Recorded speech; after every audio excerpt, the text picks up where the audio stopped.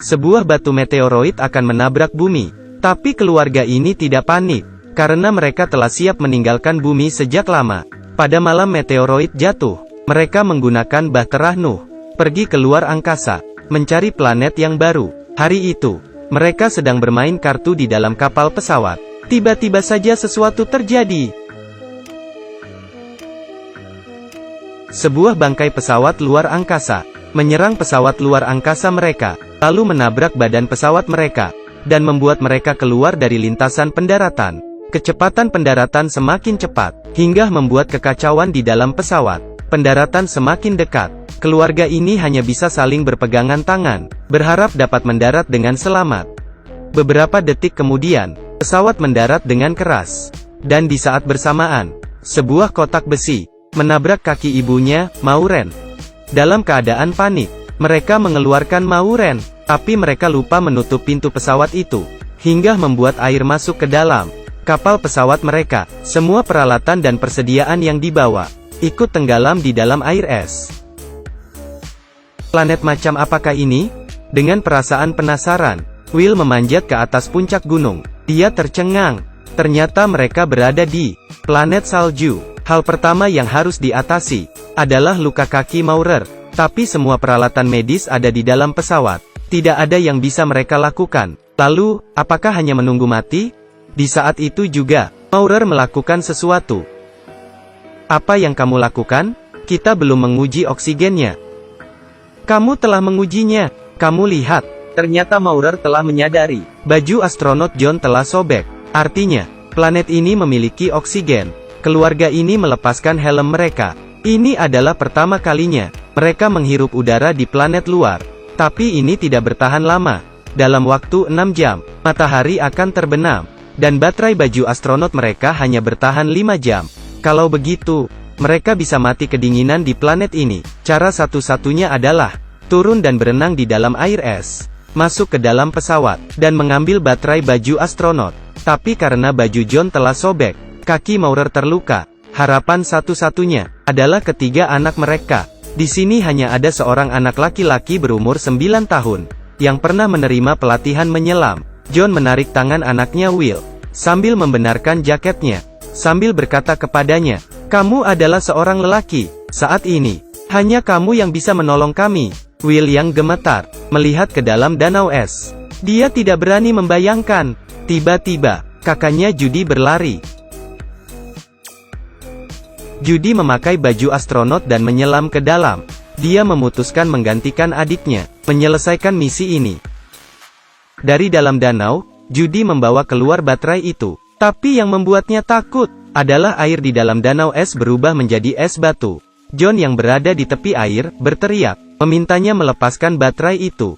Hidup lebih penting. Air di dalam danau dengan cepat menjadi es. Judy berusaha berenang ke atas. Tapi dia sudah terlambat. Akhirnya, dia membeku di dalam danau es. Melihat putrinya yang meminta tolong, mereka tidak dapat berbuat apa-apa. Di atas planet salju ini, baju astronot John rusak, Maurer yang terluka, dan sekarang Judy terjebak di dalam danau es. Untungnya baju ini dilengkapi alat komunikasi. Mereka mencoba menghibur kakaknya, juga mencari cara mengeluarkannya. Dan untung saja baju astronot Judy masih memiliki sistem pendukung kurang dari 5 jam. Dalam waktu 5 jam, mereka harus mengeluarkan Judy. Mereka mencari tempat teduh. John memakai pisau kecil memahat es. Tapi mengandalkan alat kecil ini, bahkan 3 hari es tidak akan hancur. Tiba-tiba, gunung es di belakang mereka mengeluarkan api. Melihat hal itu membuat Will yang berumur 9 tahun mendekati ayahnya. Puing-puing kecelakaan itu pasti telah menyentuh vena mineral murni. Dan di dalam vena, mengandung sejenis bahan yang mudah terbakar, magnesium. Kamu tahu zat apa yang dapat berinteraksi dengan magnesium? Es. Mendengar perkataan Will, John memutuskan meninggalkan mereka, dengan membawa Will. Mereka berjalan di atas gunung salju, dan akhirnya sampai di tujuan. Di sini, mereka menemukan magnesium besar. Saat mendekati magnesium itu, Will yang tidak sengaja terjatuh ke dalam sebuah gua. Untungnya Will tidak terluka. Dia bahkan terkejut. Ternyata di tempat ini ada sebuah hutan. Will meminta ayahnya kembali menyelamatkan Judy. Dia akan mencari makanan di dalam hutan, lalu mencari cara kembali. Mengetahui Will yang pengertian, John pun lega dan pergi.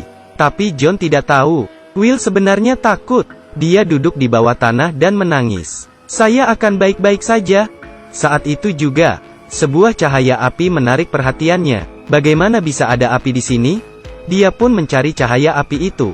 Di hutan terpencil ini, ada sebuah bangkai pesawat yang terjatuh. Dan kapal pesawat ini, tidak terlihat seperti kapal manusia. Saat yang bersamaan, dari kejauhan Will melihat seseorang.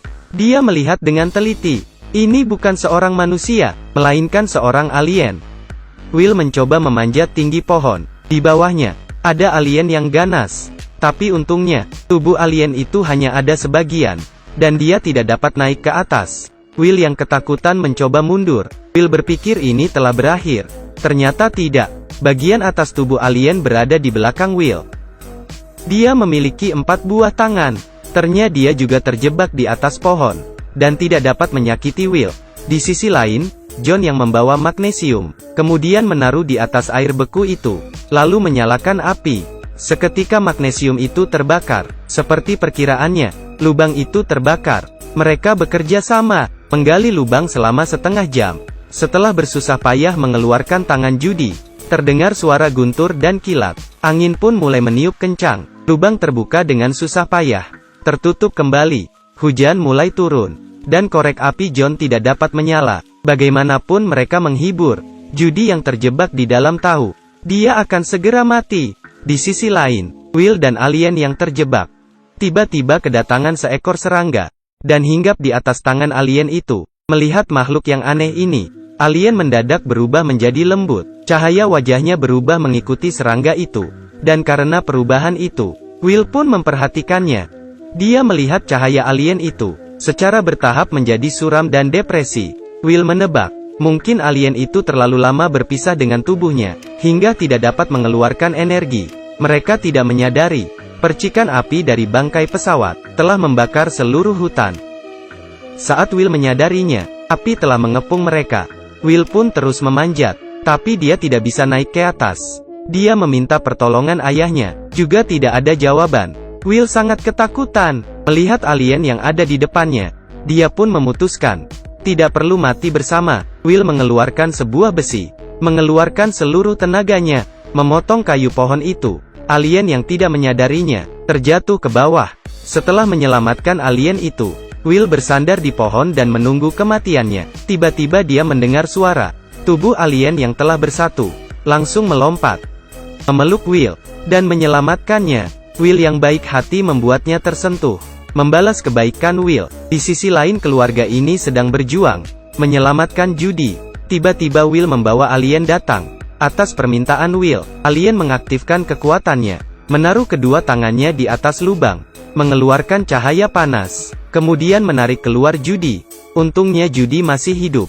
Akhirnya alien menghangatkan tubuh mereka, agar mereka dapat melewati malam yang dingin ini. Ini adalah Lost in Space season pertama. Kalau Anda ingin menontonnya, ingat komen agar kami melihatnya. Terima kasih sudah menonton videonya. Kita jumpa lain waktu.